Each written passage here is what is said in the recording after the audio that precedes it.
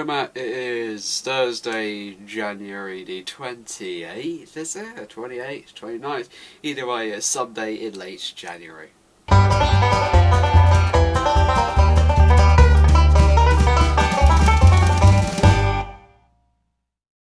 Okay, so I would like to give an update on my next project in media, because I think you'd actually be quite interested in it.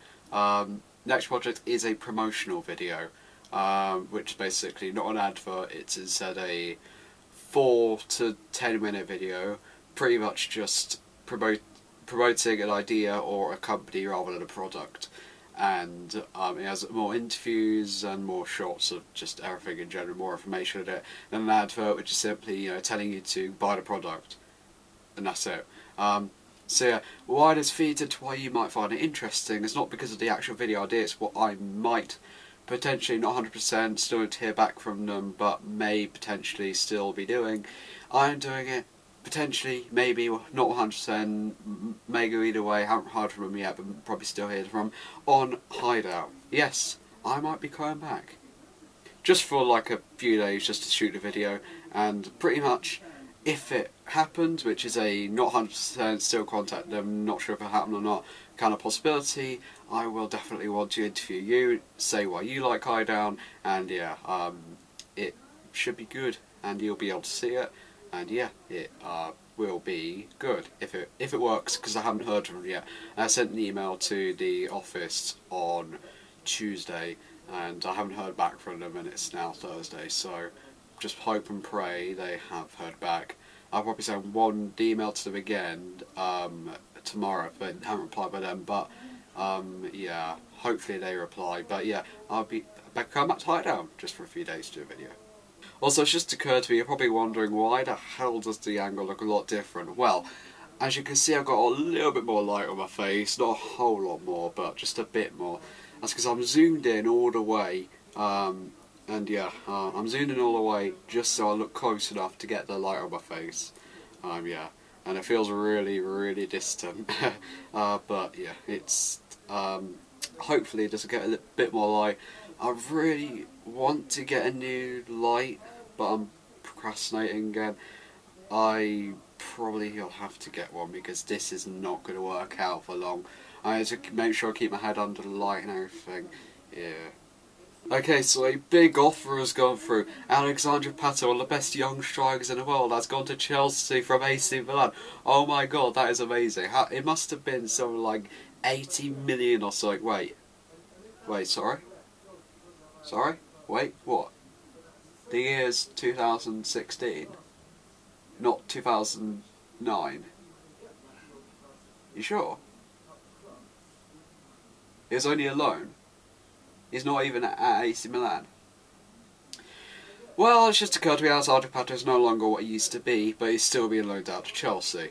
So yeah, if this was 5 years ago, or 6 years ago, or something like that, this would have been an immense signing for Chelsea, but no, he's just been loaned out, probably to solve their little bit of striker woes, but yeah, not very amazing now, but he still might be a good player, you never know.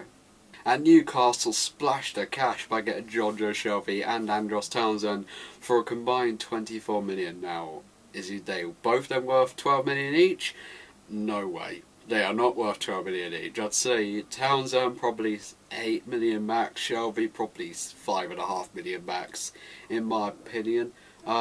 Seeing Charlie Austin was only worth 4 million, seriously. But those are good signs by Newcastle, to be fair. They all help keep them up if they're needed, which they are. I don't know exactly what Newcastle need, but they've seen pretty good signings.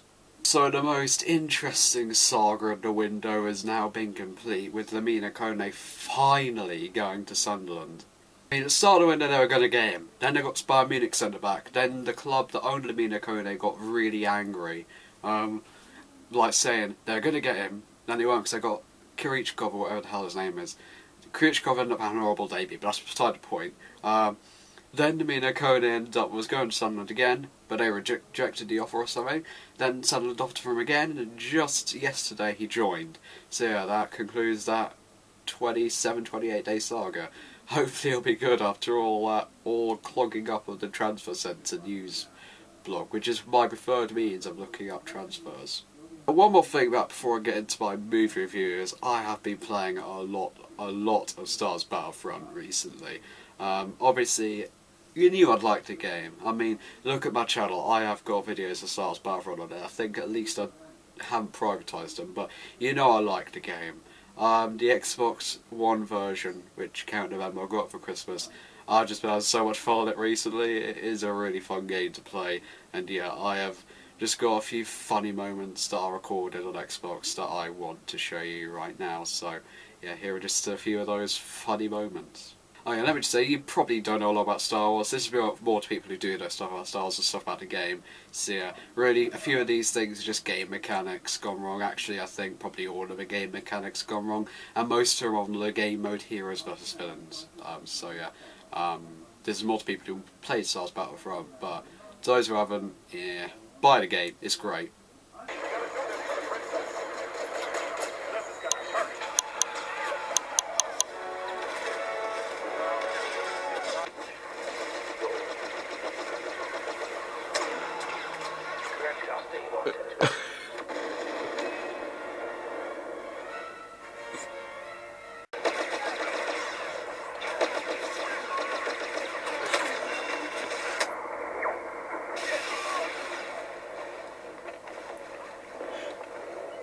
Okay, so the movie I watched last week was Hot Shots Part 2.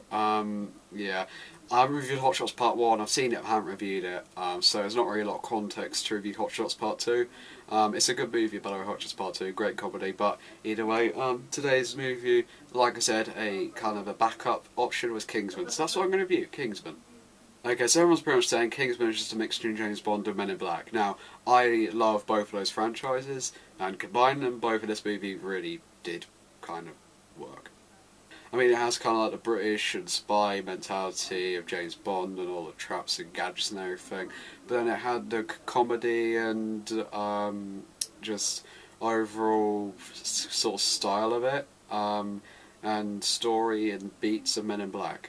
Pretty much it's just this British teen who is just down on his luck, down on his life. His father was a spy, killed ages ago. So he's pretty much on the list to join the spy service, which is Kingsman. So one day Colin Firth, who plays the leader of the spy agency, Kingsman, goes to him and says, look, join. So then he goes for rigorous training, and then pretty much they find out there's also this plan going on around the world which involves Samuel L. Jackson's character, the villain, to pretty much kill everyone on Earth with this new thing on a phone. So a new SIM which actually emits brainwaves which trigger the brain to kill anything. So pretty much it's just they need to train him in time. Kingsman's the only service that can defeat him, and yeah, and they need to train a teenager in time just so he can defeat Samuel L. Jackson. Okay, so there are pretty much two sides you could review this movie from. There's the comedy side and there's the spy side, because those are like two movies kind of mixed together. I think Men in Black got the comedy and spy thing just right. This movie kind of the comedy falls a bit.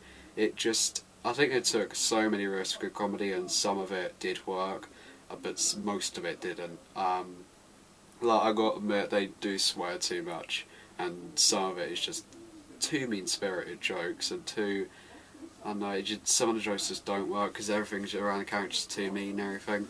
So yeah, it's kind of the risks they're putting in, and it has meant to appeal to a lot of audiences over the age of 15, it's not a movie you can see below 15, let me tell you that, but it's trying to appeal to every audience over that age, both the teenagers and the people that saw the old James Bond movies, and yeah, that takes big risks with comedy. Some of them work, some of them don't, so most of the comedy in this movie I didn't laugh at.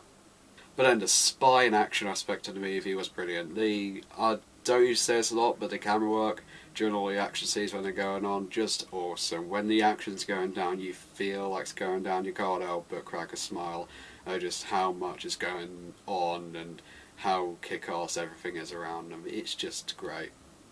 The characters are pretty much, they're all kind of your bog standard characters, they're pretty much parodying James Bond, you could sort of say. There's the obvious like newbie into the agency, the obvious villain, the obvious mentor, the obvious henchwoman, because it's a woman, who's like got this woman feet. She's very threatening in the movie, and she like is a good character. But they're all good characters, but they're not outstanding. Apart from Colin Firth, he's isn't in part of the movie for a reason I'm not going to specify because of spoilers. But yeah, he's a good character.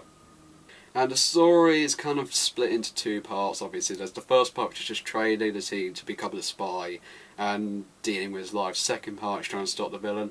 I found myself getting more invested in the first half, but in the second half I found myself enjoying it more. And yeah, I don't know which part I liked more, actually. The first part, you actually really cared about the characters. Second part, you just loved it because there was just all the action happening.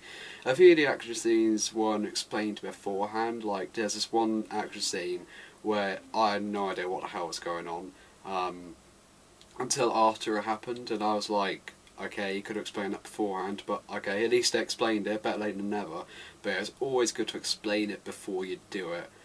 But I suppose you can't really complain for that, because like the action is so good, you just don't even care what the explanation is. But I know I'm going to sound like a sucker for saying this. You probably think this movie is probably a no alcohol shots required movie like 6 or 7, but I just love movies like this. I love action comedies, even if the comedy isn't all that amazing. It's still good.